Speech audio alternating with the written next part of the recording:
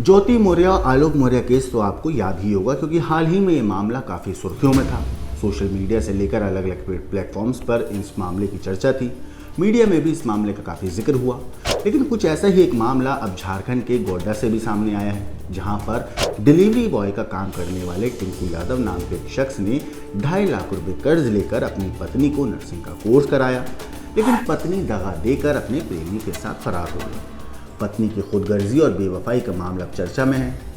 इस मामले में टिंकू यादव ने नगर थाने में मामले को लेकर अपनी पत्नी और उसके बॉयफ्रेंड के खिलाफ शिकायत दर्ज कराई है। गोड्डा नगर थाना इलाके के कठौन गांव के रहने वाले टिंकू यादव ने इस मामले पर कहा है कि उनकी शादी शहर के ही बड़ौना मोहल्ले की रहने वाली प्रिया कुमारी के साथ हुई थी। शादी के बाद पत्नी आगे पढ़ना चाहती थी और वो पढ़ने में काफ़ी तेज भी थी, तो उन्होंने इसी वजह से अपनी आर्थिक स्थिति कमज़ोर होने के बावजूद ये सोचकर उनको आगे पढ़ने में और ज़्यादा मदद करी, ताकि आने वाले वक्त में जब वो पढ़ लिख जाएंगी तो उन दोनों का भविष्य सुधर जाएगा। इसके बाद उन्होंने अपनी पत्नी का जो दाखिला था, जो एडमिशन था, वो शकुंतला नर्सिंग स्कूल में नर्सिंग कोर्स के लिए करवा दिया। करीब 2.5 लाख रुपये उन्होंने कर्ज लिए और उनकी पढ़ाई पूरी करी। लेकिन शादी के 1.5 साल के बाद पढ़ाई के दौरान ही टिंकू की जो पत्नी थी, उनका अपने पड़ोस के रहने वाले दिलखुश रावत नाम के एक शख्स के साथ रिलेशन स्टार्ट हुआ। प्यार परवान चढ़ा और कोर्स पूरा होते ही टिंकू की पत्नी उन्हें छोड़कर अपने बॉयफ्रेंड के साथ फरार हो गई। टिंकू को जब इसकी जानकारी हुई तब तक बहुत देर हो चुकी थी। टिंकू कुमार ने इस मामले पर कहा है कि कर्ज लेकर पत्नी को एएनएम की डिग्री दिलाने के लिए नर्सिंग कॉलेज में एडमिशन कराया था। दिन रात मेहनत करी, उसके कॉलेज की फीस चुकाई। फिर एक दिन ऐसा हुआ जिसकी उसने कभी भी कल्पना नहीं की थी।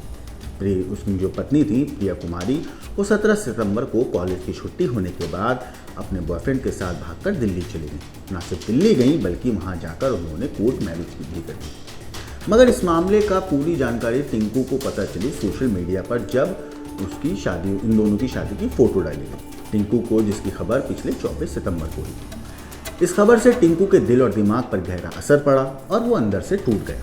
पत्नी की बेवफाई से आहत टिंकू ने नगर थाने पहुंचकर पत्नी के खिलाफ शिकायत दर्ज कराई, उसके बॉयफ्रेंड के खिलाफ और अपनी पत्नी के खिलाफ आवेदन देकर न्याय की गुहार लगाई। इधर खबर फैलते ही अब दोनों परिवारों के बीच तो तनाव बनना ही था।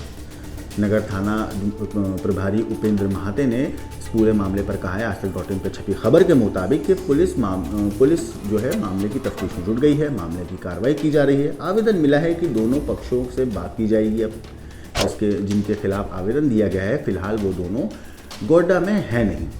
सभी पहलुओं की जांच और तफ्तीश की जा रही है और उसके बाद ही इस मामले पर जो भी कार्रवाई होगी वो की जाएगी। मगर आप सोचिए कि एक शख्स ने 2.5 लाख रुपए कर्ज लिया, वो भी अपनी आर्थिक स्थिति उसे पता था नहीं है उतनी अच्छी, फिर भी उसने कर्ज लिया ताकि उसकी जो पार्टनर है, उसकी जो पत्नी है, वो पढ़ सके।